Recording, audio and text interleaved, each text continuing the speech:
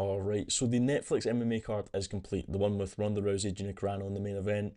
We have new fights: Diaz Perry, Dos Santos versus Despain, and Makaev versus Moraes. Obviously, we had known about Ngannou versus Lins, and that was it. And obviously, Ronda Rousey versus Gina Carano.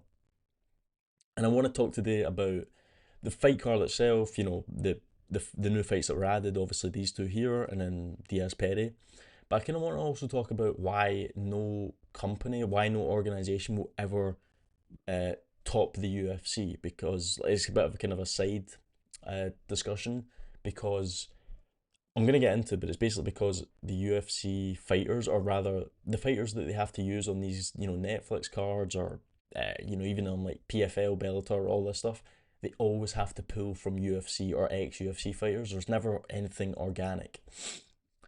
And I'm going to get to that in a bit, but I'm going to talk through the card first. And also, there was other news about George Masvidal is probably going to fight in, or he's in talks with the UFC to fight. He actually turned down being on the card, this Netflix card, and it could be McGregor. I'm going to get to that in a bit. So, but first we're going to talk about the card. So, Diaz Perry, obviously, I think this one was fairly new. It wasn't as new as these two, but this one's fairly new. And obviously Ngannou Lins, Ngannou's going to beat him. Is like, that's just, no one needs to talk about that. Ngannou's going to win that. Diaz Perry, I'm gonna choose. I'd probably choose Perry to win. Perry's just been more active. He's been in the BKFC. Nate Diaz has been fighting Jake Paul. Obviously, Mike Perry fought Jake Paul, but outside of that, Mike Perry's been doing much more activity in terms of his BKFC and stuff like that. Whereas Diaz Perry is, or sorry, whereas Diaz Perry, whereas Nate Diaz has just really been fighting. He only really fought Jake Paul. I think that was kind of it. I don't think he fought anyone else. I don't think so. I may be wrong, but I don't think so. So I'm gonna choose Mike Perry for that. Junior Dos Santos versus Robelis of Spain. Obviously, I'm gonna avoid these guys because I really don't know who they are. So Despain versus Dos Santos. Despain's gonna win. If you don't know, Despain was the guy in the UFC with the karate technique or the karate stance, and he would like get knockouts in like 5 seconds because he had huge power in his hands. He got cut from the UFC after he got absolute wrestle effed by, who was it again that done it? Was it Lane or something like that? Someone, what, like kind of a top 15 heavyweight.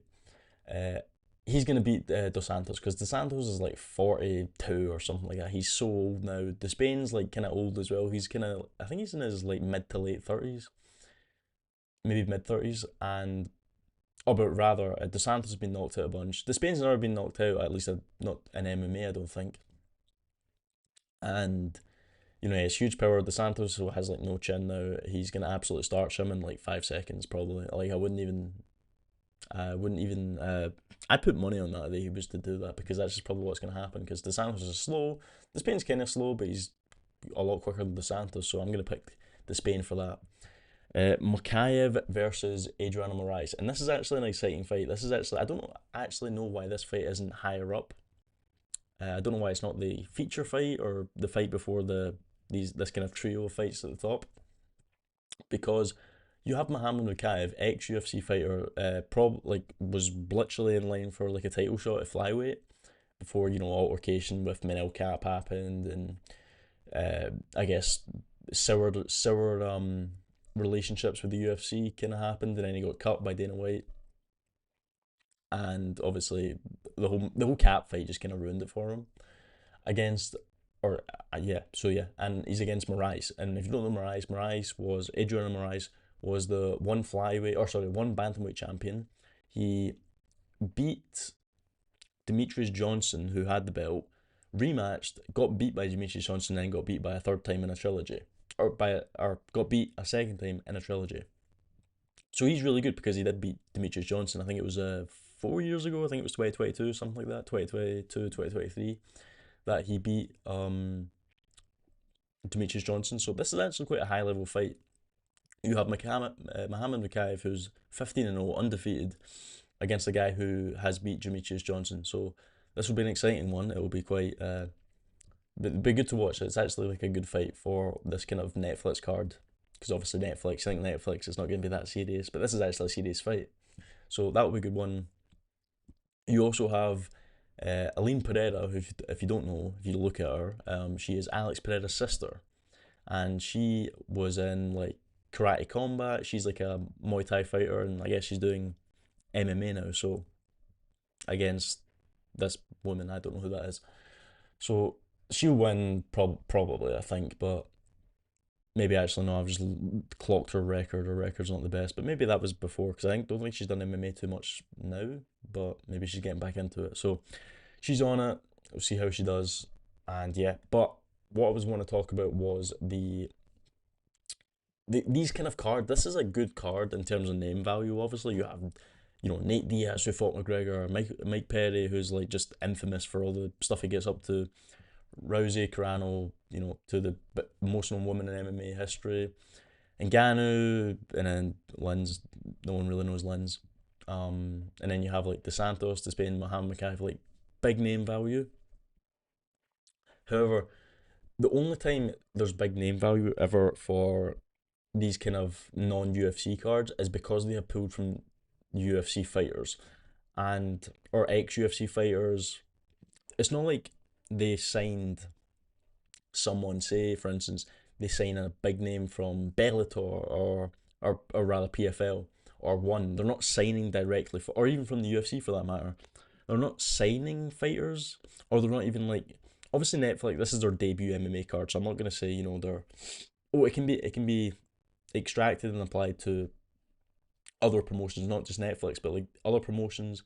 They will not really have organic fighters in terms of name value. Like all the name value you get is from the UFC. Like if you're not in the UFC, and it creates this bigger discussion that if you're not in the UFC, you might as well not fight because, or if you're not going to get to the UFC, you might as well not fight because you're not going to become a name.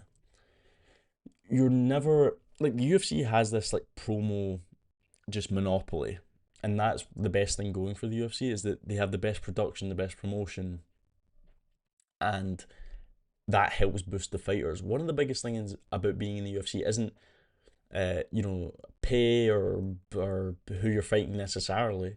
It's that you're in the UFC. You're in their promotability, market. The UFC has the biggest market in MMA, obviously, and if you're just there, you'll get known. Or if you're doing well, you'll get really known. Because if you're doing well in like Bellator, PFL, One, you would be kind of known for like, maybe you'll get one flashy knockout or whatever, and people kind of, after a couple months, forget who you are, and then maybe like in a year's time, something else will happen, and people are, oh yeah, I remember him. Where it's like in the UFC, people just know you because they're a fan of you because you're in the UFC, because you're relevant, because it's really the only MMA organization that is relevant to a certain point. So that's why the UFC is the best in terms of promotability. And these cards only ever happen because they pull from, free agents. These guys are all free agents. Maybe some of the ones at the bottom, I have no idea, but everyone else free agent. And that usually happens as well with like Bellator One, you know what I mean? I keep saying Bellator, I mean PFL. And they can never, as I said, they can never, have organic fighters. And because they're pulling from ex UFC fighters who have big names, look at the names on here, they're really big. This is going to cost a lot for Netflix and it isn't sustainable because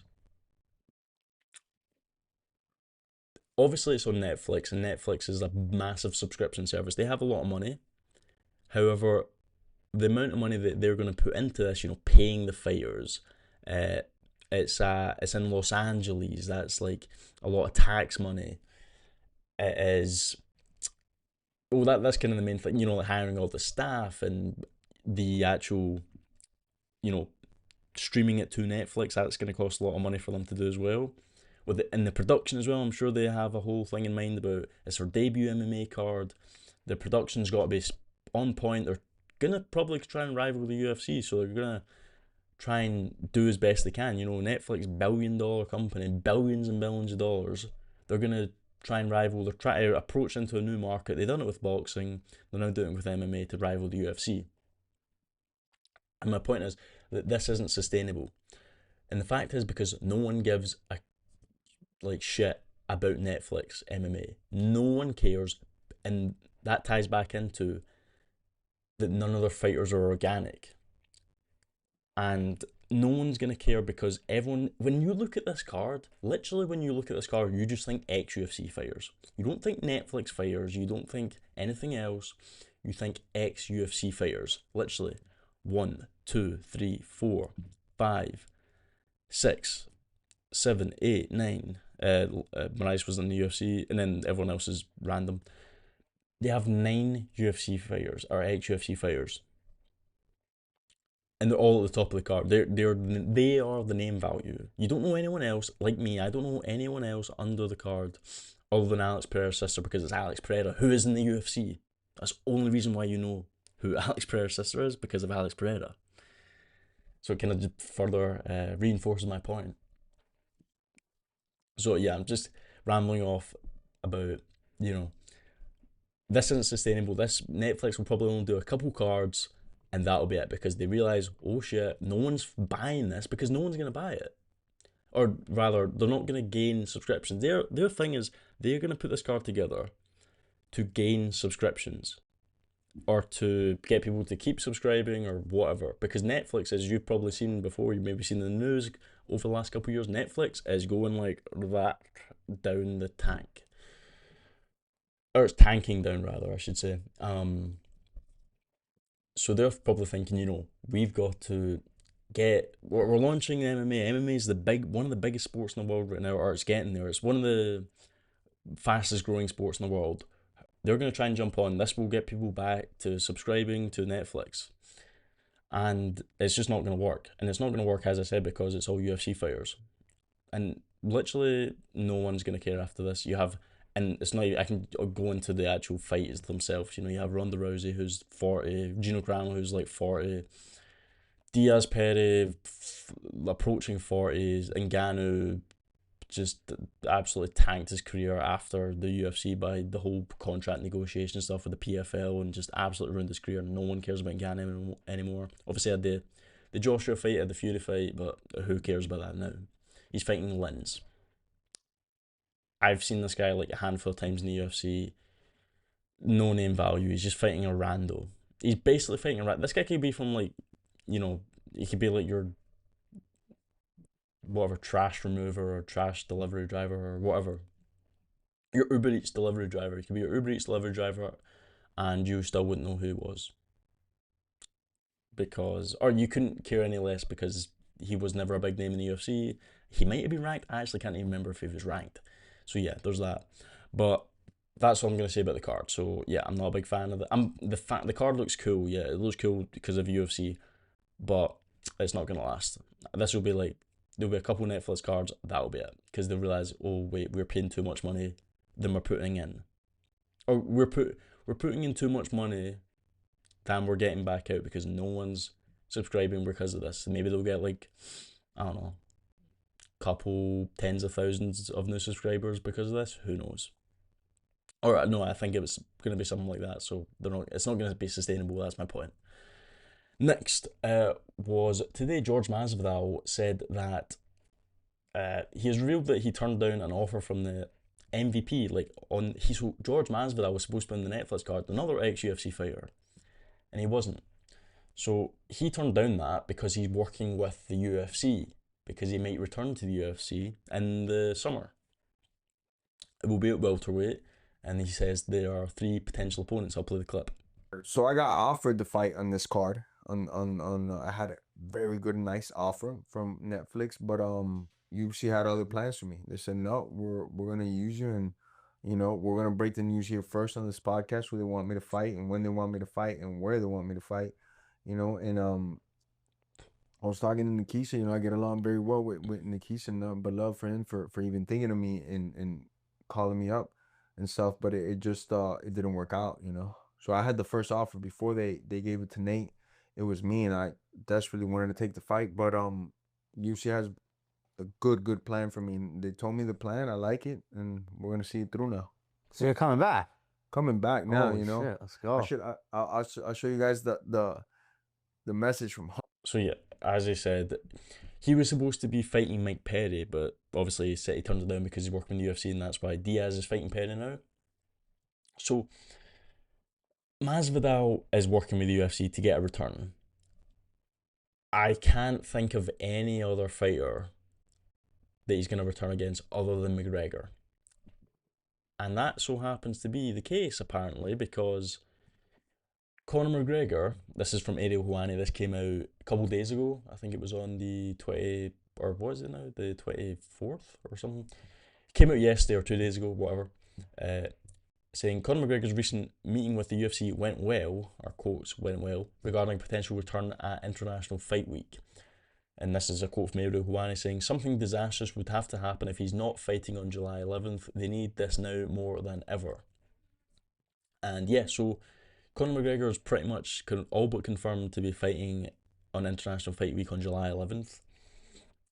And George Masvidal, this whole thing about him talking to the UFC, just makes so much sense because George Masvidal is not. He obviously no one really cares about him now. Obviously, back in the day, he was a huge name. I'm sure if he came back, it would be a big thing. Obviously, but in his last fight, he lost to Burns and he was getting old and it kind of fell off. However, what like if Masvidal was going to come back, you think they're going to put him against like a ranked opponent or like someone who's unranked but not really a big name? Why would they do that?